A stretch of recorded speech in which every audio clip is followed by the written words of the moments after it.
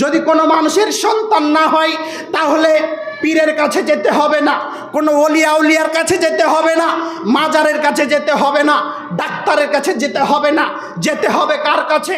স্ত্রীর কাছে। যখন মিলন করতে যাচ্ছেন, স্বামী স্ত্রী যখন একজেস্ট হতে যাচ্ছেন, তো কুকুর যেভাবে জন্ম দেয় আপনিও ঠিক ওইভাবে জন্ম দিয়েছেন। সম্মানিত উপস্থিতি, আজকের সংক্ষিপ্ত আলোচ্য বিষয় সন্তান প্রতিপালনের পদ্ধতি। উল্লেখ্য বিষয়টি বলার পূর্বে আজকের এই মহৎ কাজের উদ্দেশ্য একটু বলার চেষ্টা করি। এখানে হেডলাইন করা আছে, দেখতে পাচ্ছেন যে সিরাতে মুস্তাকিম, মানে সরল সঠিক পথ দেখানোই মূল লক্ষ্য এবং উদ্দেশ্য এই দাওয়াতি কাজের। পথ অনেক আছে, কিন্তু সঠিক পথের অভাব আছে বর্তমান সময়ে। অনেক দোকানে বলে খাঁটি জিনিস বিক্রি করি, কিন্তু গ্যারেন্টি সহকারে পাওয়া যায় না। ঠিক তেমনই দাওয়াতের কাজ করা হয়, কিন্তু সঠিকভাবে দাওয়াতের কাজের অভাব আছে, যার কারণে আজকের এই দাওয়াতি সভা। আজকের যে বিষয় সন্তান প্রতিপালনের পদ্ধতি।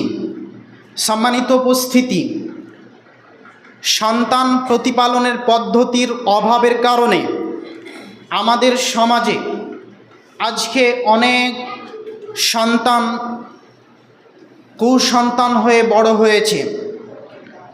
সন্তান প্রতিপালনের পদ্ধতি না জানার কারণে আজকে অনেক সন্তান বেনামাজি বেঈমান হয়ে জীবনযাপন করছে।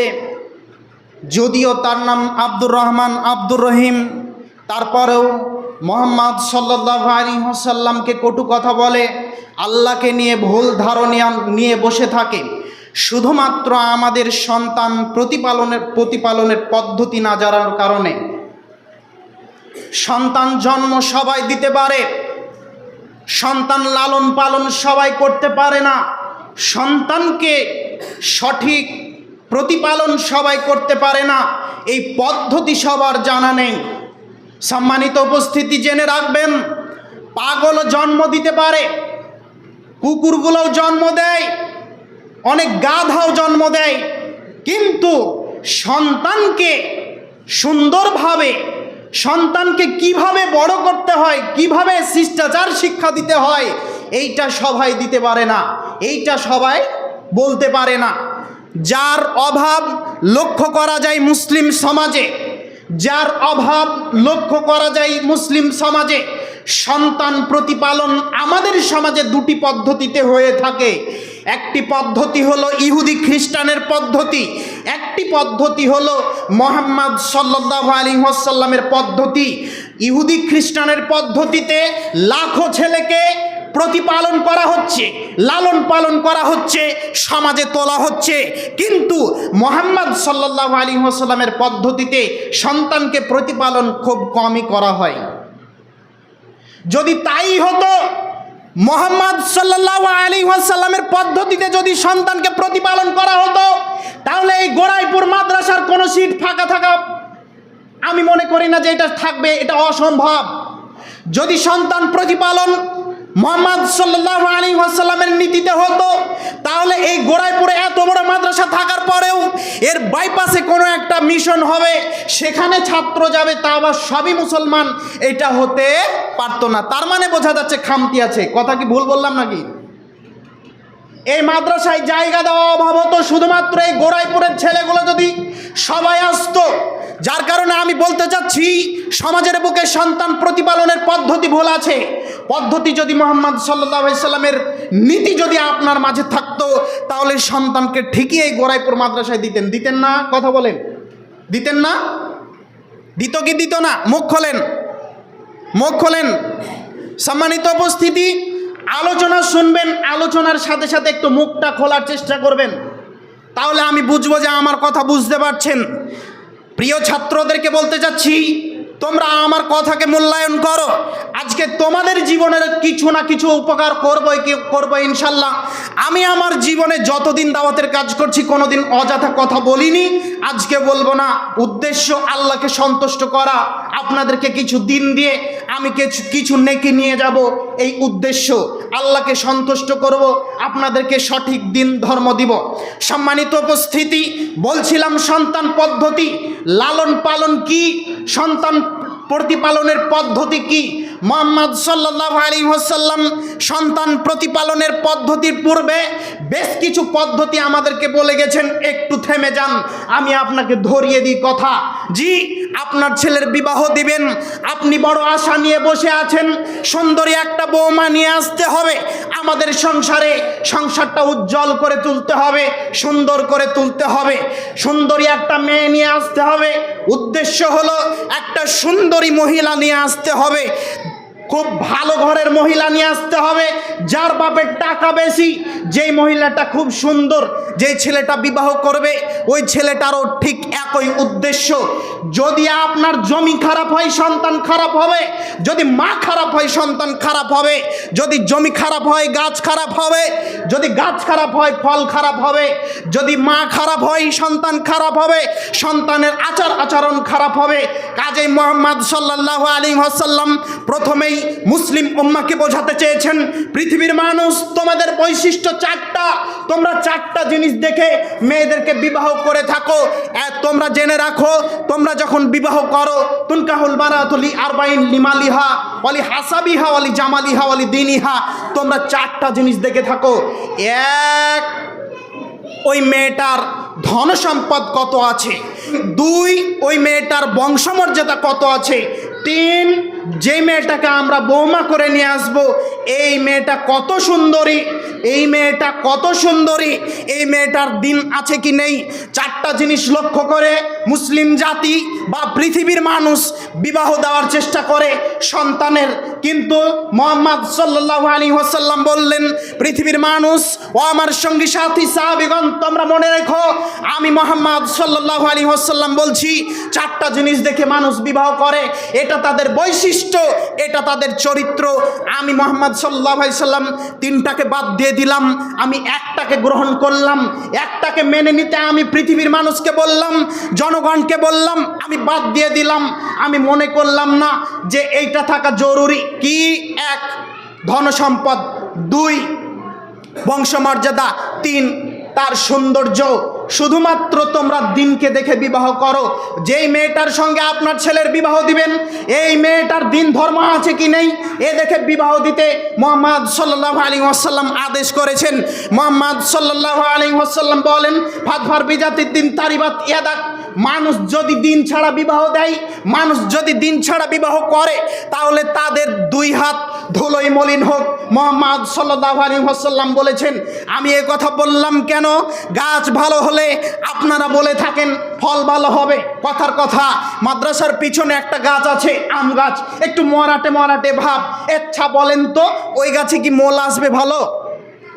কথা বলে না, কথা বুঝতে পারছেন না আমার? মোল কি ভালো আসবে? আসবে না। তো বাড়িতে যদি তেঁতুল গাছ লাগান তাহলে মিষ্টি আম খাওয়ার ধান্দা কেন থাকে?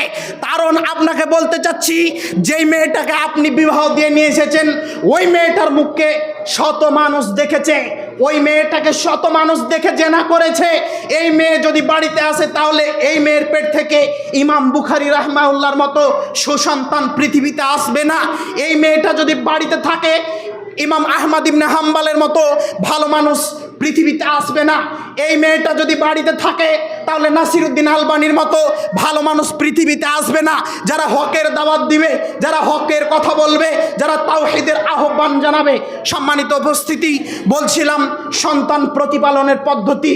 তার পূর্বে আরও কিছু বলে যাই। জি যুবক ভাই, 1 মিনিট আমার দিকে চেয়ে থাকবেন।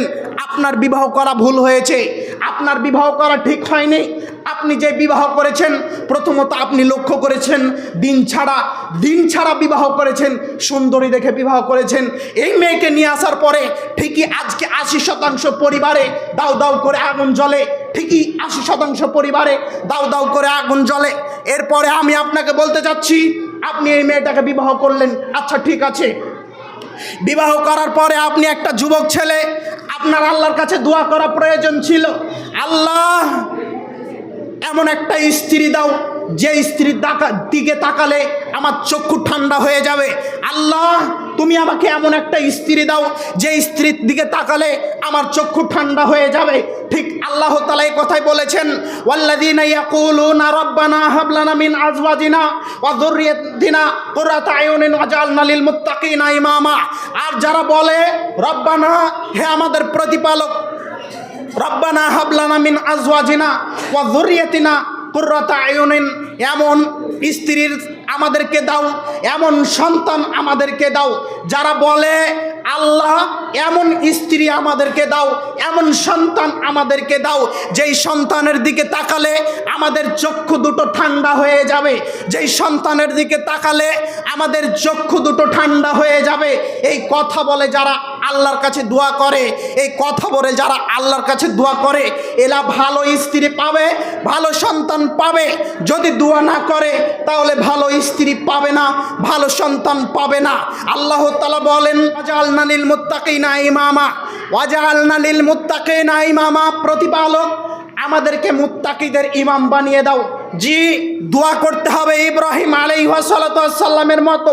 ইব্রাহিম আলাইহিসসালাম দোয়া করেছিলেন, রব্বি হাবলি মিনাস সালিহিন, প্রতিপালক আমাকে নেক সন্তান দাও, যেই সন্তান দিনের কথা বলবে, যেই সন্তান আমি পৃথিবী থেকে চলে যাওয়ার পরে দিনের আশার প্রসার ঘটাবে, এমন সুসন্তান দাও। আল্লাহ তাআলা বলেন, ফাবাশশারনাহু বিগুলামিন হালিম, আমি ইব্রাহিম আলাইহিসসালামকে স্থির বুদ্ধি সম্পন্ন একটা সন্তান দিলাম, স্থির বুদ্ধি সম্পন্ন একটা সন্তান দিলাম। আমরা জানি ইসমাইল আলাইহিসসালাম খুব বুদ্ধিসম্পন্ন মানুষ ছিলেন, একজন নবী ছিলেন। আল্লাহ তাআলা দিয়েছেন ইব্রাহিম আলাইহিসসালামের বয়স ছিল 86 বছর। কত বয়স ছিল? 86 বছর। 86 বছর বয়সে ইব্রাহিম আলাইহিসসালামকে আল্লাহ সুসংবাদ দিয়েছেন, সুসন্তান দিয়েছেন। আপনার বয়স 20 বছর, আপনার বয়স 25 বছর, 30 বছর, আল্লাহ আপনাকে দিতে পারে না? পারে কি পারে না? পারে। আল্লাহর ক্ষমতা ঠিকই আছে। ইন্নাকা আলা কুল্লি শাইইন কাদির, নিশ্চয়ই আল্লাহ সমস্ত কিছুর উপরে ক্ষমতা রাখেন, ক্ষমতাবান, সমস্ত কিছু করতে পারেন। সেকালে করেছেন, আজকেও করবেন। এখানে আরও একটা কথা বলে রাখি, যদি কোনো মানুষের সন্তান না হয় তাহলে পীরের কাছে যেতে হবে না, কোনো ওলিয়া উলিয়ার কাছে যেতে হবে না, মাজারের কাছে যেতে হবে না, ডাক্তারের কাছে যেতে হবে না। যেতে হবে কার কাছে?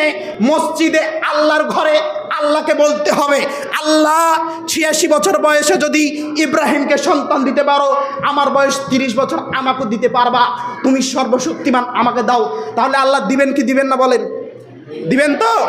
কিন্তু আমরা বলতে পারি না, দুঃখজনক বিষয়। যার কারণে আমাদের কপালে সুসন্তান খুব কমই জুটে। কিভাবে জুটে? ইব্রাহিম আলাইহিসসালাম ইসমাইল আলাইহিসসালামকে বলছেন যে তোমাদেরকে মরুভূমিতে রেখে চলে গেছি, যেখানে কোনো পানি ছিল না, যেখানে কোনো খাবারের ব্যবস্থা ছিল না। মক্কা কাবা ঘরের পাশে রেখে গেলাম, এখান থেকে চলে গেছি। একদিন চলে আসলাম, আমি বললাম, বেটা আমি তোমাকে স্বপ্নে দেখলাম, আল্লাহ আমাকে দেখিয়েছে তোমাকে কুরবানি করছি, তো তোমার অভিমত বলো। সন্তান বলল, আল্লাহ যা আপনাকে আদেশ করেছেন আপনি তাই করেন। তখন ইসমাইল আলাইহিসসালাম বাপের সাথে এক হয়ে গেলেন, বললেন, পিতা আপনি যেমন আমি তেমন, আপনি যেমন ধৈর্যশীল আমিও তেমন ধৈর্যশীল। মনে রাখবেন আল্লাহ যা বলেছেন তাই করুন, আমি নিশ্চয়ই ধৈর্যশীলদের মধ্যে গণ্য হব ইনশাল্লাহ। আল্লাহ চাইলে আপনি আদেশ পালন করুন। জি, এখানে একটু কথা কান দিয়ে শুনুন। আপনার ছেলেকে বলেছেন আব্দুর রহমান জমিতে পানি দিতে হবে, আপনি বলেছেন আব্দুর রহমান আজকে মাদ্রাসায় গেলাম, কিছু দিনই আলোচনা হবে, তুমিও চলো বেটা। তখন ঠিকই কান ছিটকে চলে গেছে। এখন বর্তমানে গোপীনাথপুরের বাজারে ফ্রি ফায়ার খেলছে, এখন বর্তমানে গোপীনাথপুরের বাজারে রাস্তায় আড্ডা পিটছে। আপনার কথা শোনে না, তার মানে বোঝা যাচ্ছে আপনার মাঝে ত্রুটি আছে কি নেই? আছে না? আছে তো নাকি? বিবাহ করার পূর্বে অধিকাংশ মানুষ আল্লাহকে বলে না, আল্লাহ একটা ভালো স্ত্রী দাও। বলেছেন কে কে? বলেন, বলেছেন? জি না। অধিকাংশ মানুষ বলে না, তবে কিছু মানুষ বলে, যার কারণে আমাদের সমাজে প্রায় বাড়িতে ভালো মেয়ের অভাব, প্রায় বাড়িতে ভালো মেয়ের অভাব, ভালো স্ত্রীর অভাব, ভালো রমণীর অভাব, ভালো রমণীর অভাব বিধেই আপনার বৌমা ওই রাস্তায় দেখলাম ফুচকা খাচ্ছে, ভালো স্ত্রী ভালো রমণীর অভাব, যার কারণে দেখলাম গোপীনাথপুরে বড় বড় শপিং মলে বাজার করছে।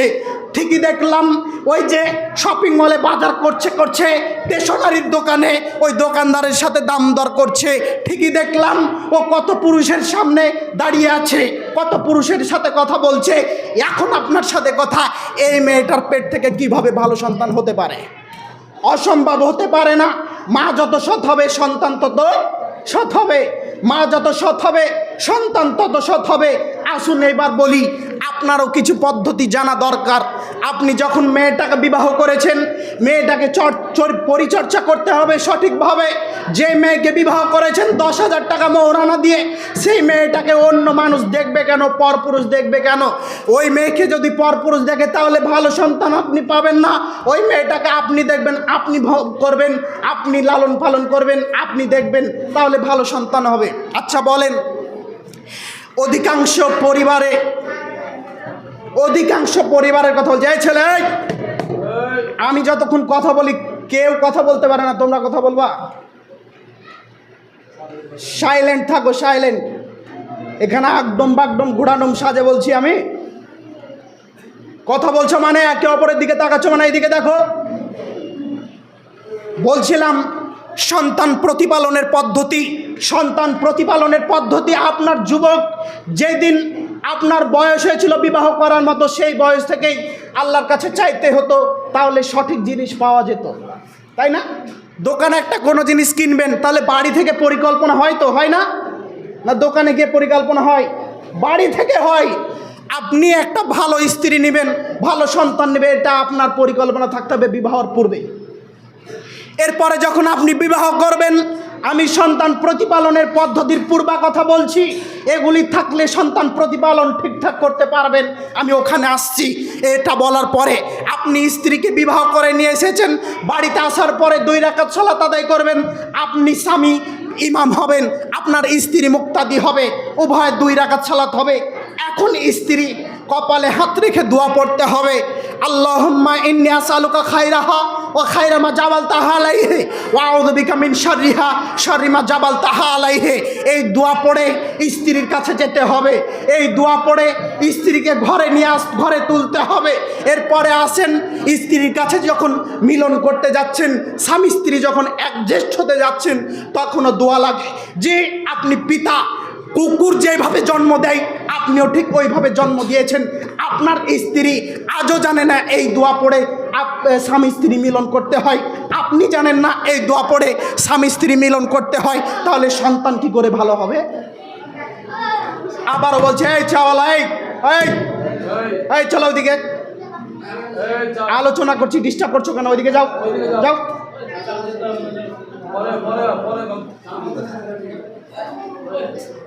আমি অনেক বড় আলোচক নই, আমার কথা কেটে যেতে পারে, আমার ভুল হয়ে যেতে পারে। তুমি এখানে চা বিক্রি করছো কেন? চা নিয়ে যাও, ওদিকে যাও। চা ফ্রিতে দেওয়া হবে না, যাও ওদিকে যাও। এখন মানুষকে কথা শুনতে দাও। 30 মিনিট কথা বলবে, এর মধ্যে চা আসবে কেন?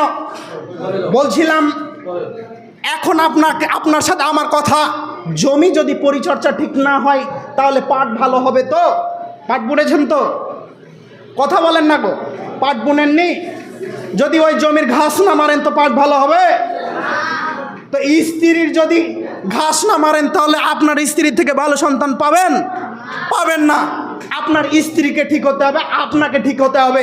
আপনার স্ত্রী বর্তমানে এখন হয়তো বা ফেসবুক ঘাটছে, আপনার বৌমা এখন হয়তো বা বর্তমানে টিকটক বানাচ্ছে, কত মেয়ে বানাচ্ছে, কত ছেলে আছে ওতে, কত ছেলে তাকে দেখছে। এইবারে আসেন, বিবাহ করেছেন, বিবাহ করে বাড়ি নিয়ে আসলেন, আল্লাহ আপনাকে সন্তান দিল, সন্তান দেওয়ার পরে সন্তানটাকে নিয়ে আসলেন। সন্তান নিয়ে আসার পরে প্রথম বাক্য কি হয়? প্রথম বাক্য কি বলেন? কত মানুষ কত কথা বলে, যা একটা মুহাম্মদ সাল্লাল্লাহু আলাইহি সাল্লামের সন্তান প্রতিপালনের পদ্ধতি নয়। তাহলে সন্তান প্রতিপালনের পদ্ধতি কি? আবু মুসা আশআরী রাদিয়াল্লাহু তাআলা আনহু বলেন, আমার একটা পুত্র সন্তান জন্মগ্রহণ করলো, আমি পুত্র সন্তানটাকে টানাই নিলাম, নিয়ে আল্লাহ রাসূলের কাছে দৌড়াতে দৌড়াতে চলে আসলাম। আল্লাহ রাসূল, আমার একটা পুত্র সন্তান হয়েছে, আপনি এর জন্য বরকতের দোয়া করুন। আল্লাহ রাসূল বরকতের দোয়া করলেন, মুখে একটা খেজুর নিলেন, যাকে আমরা তাহানিক বলে থাকি। এই খেজুর নিয়ে একটু চিবিয়ে লালা মিশ্রিত করে বাচ্চা ছেলেটার মুখে দিলেন। এরপরে তিনি ওই ছেলেটার নাম রাখলেন ইব্রাহিম। বরকতের দোয়া করলেন, তাহনিক করলেন মুহাম্মদ সাল্লাল্লাহু আলাইহি ওয়াসাল্লাম। এই হাদিসের পরিপ্রেক্ষিতে আমি মুসলিম উম্মাকে বলতে চাচ্ছি, আপনার যখন সন্তান জন্মগ্রহণ করবে, ওই সন্তানটাকে ভালো মানুষের কাছে নিয়ে যাবেন, এই মাদ্রাসার হেড মাওলানার কাছে নিয়ে আসবেন, যাকে আপনি তাকশীল মনে করছেন, এর কাছে নিয়ে এসে একটু দোয়া নেবেন। তাকে বলবেন, আমার ছেলের জন্য দোয়া করেন, বাচ্চাটার জন্য দোয়া করেন, আমার ছেলেটা তাহনিক করে দেন, ভালো একটা নাম রাখেন, তাহলে ভালো হবে। ভালো কিছু সংস্পর্শে ভালো হয়, ভালো কিছুর সংস্পর্শে ভালো হয়, একটি কথা। আচ্ছা বলেন, ওই যে পটলের লতি দেখেছেন, পটল লাগাই দেখেছেন তো, পটলের গাছ। তো জনগণ বলে যে ফুল যদি আমরা না স্পর্শ করাই তাহলে পটল ধরবে না, ভাই বলে তো, বলে। তার মানে পটল দিয়ে পটল ধরাতে হবে। তা আলেম যদি করতে চান আপনার ছেলেকে, আলেমের সংস্পর্শ দিয়ে রেখে করতে হবে, তাছাড়া সম্ভব নয়। আচ্ছা বলেন, ওই পটলের ফুলে যদি ওই তেঁতুল গাছের ফুল নিয়ে এসে ঠাকান, তো ওই পটল হবে? তো হবে? অসম্ভব, হতে পারে না। তাহলে আপনার ছেলেটাকে তুলে দিয়েছেন একটা কু মানুষের কাছে, আর বলছেন যে আমার ছেলেকে ভালো করব। ওই যে মাস্টার সিগারেট টেনে টেনে ক্লাস করছে, ওর হাতে আপনার সন্তান আছে, আপনার সন্তান কিভাবে ভালো হবে বলেন? যে মাস্টার মিথ্যা কথা বলে প্রতিষ্ঠান চালায়, সেই মাস্টারের কাছে একটা ছেলে কিভাবে সুশিক্ষিত হয়? যে মাস্টার প্রেম কাহিনী স্কুলে শিক্ষা দেয়, এই মাস্টারের কাছ থেকে ভালো সন্তান কি করে আশা করতে পারেন? যে কথা তিতা লাগলেও সত্য, আমার কিছু করার নেই। বলছিলাম, বাচ্চা জন্মগ্রহণ করেছে, প্রথম কি হবে? প্রথম হতে হবে মুহাম্মদ সাল্লাল্লাহু আলাইহি সাল্লামের নীতি। মুহাম্মদ সাল্লাল্লাহু আলাইহি সাল্লামের মেয়ে ফাতিমা রাদিয়াল্লাহু তাআলা আনহা, ওনার পেট থেকে এসেছেন হাসান রাদিয়াল্লাহু তাআলা আনহু। হাসান রাদিয়াল্লাহু তাআলা আনহু জন্মগ্রহণ করলেন। আযানা ফি উযুনিল হাসান ইবনে আলী হাইনা ফাতিমা রাদিয়াল্লাহু তাআলা আনহা। ফাতিমা রাদিয়াল্লাহু তাআলা আনহার একটা সন্তান জন্ম নিল। আল্লাহ রাসূল আসলেন, এসে মুহাম্মদ সাল্লাল্লাহু আলাইহি সাল্লাম বাচ্চাটাকে নিয়ে তার কানে আজান দিলেন। কি দিলেন? কথা বলেন, কি দিলেন? আজান দিলেন। ডান কানে আজান দিলেন, ডান কানে আজান শোনালেন।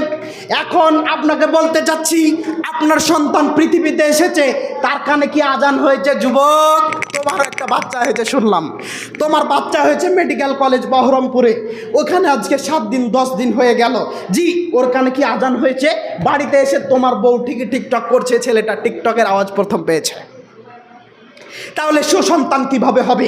ওই জায়গাতেই কানে আজান দিতে হবে, ওই জায়গাতে ডান কানে আজান দিতে হবে, বাম কানে আজান দিতে, ইকামত দিতে হবে কথা নয়, আজান দিতে হবে, এ কথা ঠিক, আজান দিতে হবে, এ কথা ঠিক।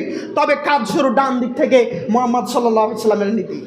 যোগ্য সাহেব বসে আছেন, জিজ্ঞাসা করতে পারেন, ডান কানে আজান, বাম কানে ইকামত। পৃথিবীতে এমন কোনো হাদিস নেই। এমন কোন মায়ের বেটা আছে বলতে পারে পৃথিবীতে এমন কোন হাদিস আছে যেই হাদিসে বলা আছে ডান কানে আজান, বাম কানে ইকামত? আমার সামনে দাঁড়িয়ে বলতে পারে, ওর বিদ্যাকে দাফন করে যাব ইনশাল্লাহ। মানুষের দাবি রাখছি, মানুষের কাছে বাচ্চার কানে আজান দিতে হবে, তবে ডান কানে আজান, বাম কানে ইকামত, এ কথা নয়। আপনাকে আজান দিতে হবে, এই কথাই চূড়ান্ত। বাচ্চাকে প্রথম তাওহীদের ডাক শোনাতে হবে, প্রথম বাচ্চাকে বলতে হবে আল্লাহু আকবার, আল্লাহ সর্বশ্রেষ্ঠ, লা ইলাহা ইল্লাল্লাহ, আল্লাহ ছাড়া সত্য কোনো মাবুদ নেই, আশহাদু আল্লা ইলাহা ইল্লাল্লাহ, আমি সাক্ষ্য দিচ্ছি যে আল্লাহ ছাড়া সত্য কোনো মাবুদ নেই, আমি সাক্ষ্য দিচ্ছি মুহাম্মদ সাল্লাল্লাহু আলাইহি সাল্লামের, আল্লাহ তাআলার প্রেরিত রাসূল মুহাম্মদ সাল্লাল্লাহু আলাইহি সাল্লাম। তাহলে সুসন্তান হবে। এইবার চলে আসেন, আরও কিছু কাজ করণীয় আছে আমাদের, আরও কিছু কাজ করণীয় আছে আমাদের। এমন একটা মায়ের প্রয়োজন এই সমাজে, যেই মা সন্তান সন্ততিকে সঠিক লালন পালন করে গড়ে তুলবে। একদা জাবের রাদিয়াল্লাহু তাআলা আনহু তিনি এবং আল্লাহ রাসূল সাহাবীগণ সবাই যুদ্ধ করে চলে আসছেন, যুদ্ধ করে মদিনায় ঢুকবেন। এমন অবস্থায় জাবের রাদিয়াল্লাহু তাআলা আনহুকে বা সাহাবীগণকে আল্লাহ রাসূল বললেন, এ আমার সাহাবী, তোমরা একটু থেমে যাও, আজকে রাত অতিবাহিত এখানেই করো, সকালে আমরা বাড়ি যাব। জাবের রাদিয়াল্লাহু তাআলা আনহু বললেন, আল্লাহ রাসূল আমাকে বাড়ি যেতে দেন, কেননা আমি নতুন বিবাহ করেছি। নতুন বিবাহ করেছি কথা বললেন। আল্লাহ রাসূল বললেন যে বিকরান আম থাকবে তাইয়েব, তুমি কুমারী মেয়েকে বিবাহ করেছো নাকি ওই বিধবাকে বিবাহ করেছো? তখন জাবের রাদিয়াল্লাহু তাআলা আনহু বললেন, সাইয়েবা, আমি বিধবা মেয়েকে বিবাহ করেছি। কেন করেছি শোনেন, আমার বাপ উহুদের যুদ্ধে মারা গেছে, আমার ছোট ছোট বোন আছে বেশ কয়েকটা, আমি চাইনি যে আমার বোনেদের সমবয়স্ক আমার ঘরে আসুক, উটকো ঝামেলা বাড়ুক। আমি চেয়েছি এমন একটা মেয়ে আসুক যাতে করে আমার বোনদের লালন পালন করতে পারে, শিষ্টাচার শিক্ষা দিতে পারে। এজন্য আমি বিবাহ করেছি, এজন্য আমি বিধবাকে বিবাহ করেছি, এজন্য আমি বিধবাকে বিবাহ করেছি। আল্লাহ রাসূল আমাকে বাড়ি যেতে দেন, আমি বাড়ি যাব। তো আল্লাহ রাসূল বললেন, জাবের তুমি কেন কুমারী মেয়ে বিবাহ করলে না? তুমি তার সাথে খেলতে, ও তোমার সাথে খেলতো, তুলাইবু হা ও তুলাইবু, তুমি তার সাথে খেলতে, ও তো তোমার সাথে খেলতো, বিধবা কেন করতে গেলে? তো জাবের রাদিয়াল্লাহু তাআলা আনহুর উত্তর ছিল এই, যাতে করে শিষ্টাচার শিক্ষা দিতে পারে। এখন বর্তমান সময়ে শিষ্টাচার শিক্ষা দিতে পারে এমন মাকে কেউ নিয়ে আসে না। এই জায়গাতে আরও কিছু কথা, সম্মানিত উপস্থিতি, রাসূল সাল্লাল্লাহু আলাইহি ওয়াসাল্লাম বলেন, মান ওয়ালাদাল্লাহু ওয়ালাদুন, যদি কোনো মানুষের সন্তান জন্মগ্রহণ করে, ছেলে অথবা মেয়ে, পালিয়েছেন ইসমাহু, তাহলে যেন তার সুন্দর নাম রাখে, ফাদাবাহু, তাকে যেন শিষ্টাচার শিক্ষা দেয়, সে যেন সুন্দর নাম রাখে, তার যেন তাকে যেন শিষ্টাচার শিক্ষা দেয়। ফাইদা বালাগা, যখন সে বড় হয় তার বিবাহের ব্যবস্থা করে দেয়, যখন সে বড় হয় তার বিবাহের ব্যবস্থা করে দেয়। এটা বাপের দায়িত্ব। বাপের দায়িত্ব কি? বাপের দায়িত্ব হলো বাচ্চা যখন হবে সুন্দর একটা নাম রাখতে হবে। এইদিকে কান করেন, বাচ্চা যখন হবে সুন্দর নাম রাখতে হবে, ছেড়ে দেবেন সব, সন্তান ভালো নাম রাখতে হবে, আদাব শিষ্টাচার শিক্ষা দিতে হবে। তার বয়স যখন হবে বিবাহ দিয়ে দিতে হবে। বিবাহ যদি না দেন, এই সন্তান যত পাপ করবে সব পাপ আপনার হবে। এই সন্তান যত পাপ করবে তত পাপ আপনার হবে। আপনি কোনো সময় এই দোহাই দিয়েন না যে সন্তানের এখনো বয়স হয়নি, নিজে পায়ে দাঁড়ায়নি তাই বিবাহ দিব না। বিবাহ দিয়ে দেন, রিজিকের মালিক আল্লাহ। কে?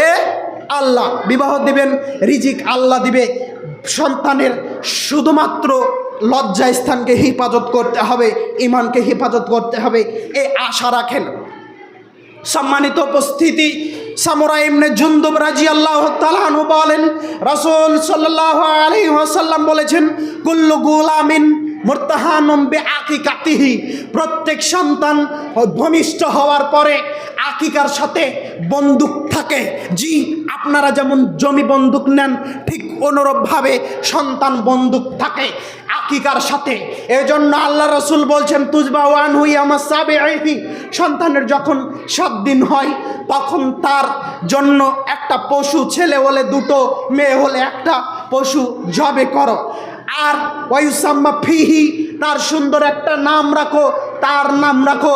ওয়াইহলাকু রাসুহু, তার মাথাকে মণ্ডন করো। মাথা মণ্ডন করে যেইটুকু চুল হবে ওই সমপরিমাণ রৌপ্য দান করে দাও, তাহলে সন্তান সুসন্তান হবে, ভালো সন্তান হবে। এই পদ্ধতি আপনার জানা থাকতে হবে, কারণ আপনি পিতা। এই সন্তান যদি কুসন্তান হয় আপনাকে জবাবদিহি করতে হবে বিচারের মাঠে আল্লাহর কাছে। আপনার সন্তান যদি কুসন্তান হয় বিচারের মাঠে জবাবদিহি করতে হবে আপনাকে। কাজে সম্মানিত দিনী ভাই, আপনাদেরকে বলে যাচ্ছি, সন্তানকে সুসন্তান করে গড়ে তোলার চেষ্টা করুন, সমাজের উন্নতি হবে। সন্তান যদি কুসন্তান থাকে সমাজে ভালো কিছু ঘটবে না, সমাজের ক্ষতি হবে। এরপরে একটি হাদিস ইবনে উমর রাদিয়াল্লাহু তাআলা আনহু বলেন, রাসূল সাল্লাল্লাহু আলাইহি ওয়াসাল্লাম বলেছেন, কুল্লুকুম মাসউলুন আন রাইয়াতিহি, পৃথিবীতে যত মানুষ আছে সবাই দায়িত্বশীল। তাহলে আপনি পিতা, আপনি আপনার ছেলের দায়িত্বশীল নন? দায়িত্বশীল কি ছিল না? দায়িত্বশীল। এই দায়িত্ব মর্মে আপনাকে জিজ্ঞাসা করা হবে, অকুল্লুকুম মাসউলুন আন রাইয়াতিহি, প্রত্যেকের দায়িত্ব সম্পর্কে জিজ্ঞাসা করা হবে। হাদিস বুখারী মুসলিম। অত্র বিবরণ দ্বারা আমি আপনাকে বোঝাতে চাচ্ছি, সন্তান সবাই জন্ম দিতে পারে, লালন পালন সবাই করতে পারে না। কাজে সম্মানিত দিনী ভাই, আল্লাহ রাসূলের পদ্ধতিতে সন্তানকে লালন পালন করার চেষ্টা করুন। যদিও সময়ের স্বল্পতার কারণে আরও কিছু হাদিস ছিল, বর্ণনা করতে পারলাম না, দুঃখিত। আল্লাহ যদি চান তাহলে চেষ্টা করব কোনোদিন, যদি আল্লাহ নিয়ে আসান, হায়াত যদি বাকি থাকে। তাহলে আজকে যে আলোচনা করলাম, এই আলোচনা থেকে কিছু নিয়ে বাড়ি যাবেন। ছেলের যদি নাম খারাপ থাকে আজকে চেঞ্জ করতে হবে, 24 ঘন্টার মধ্যে চেঞ্জ করতে হবে।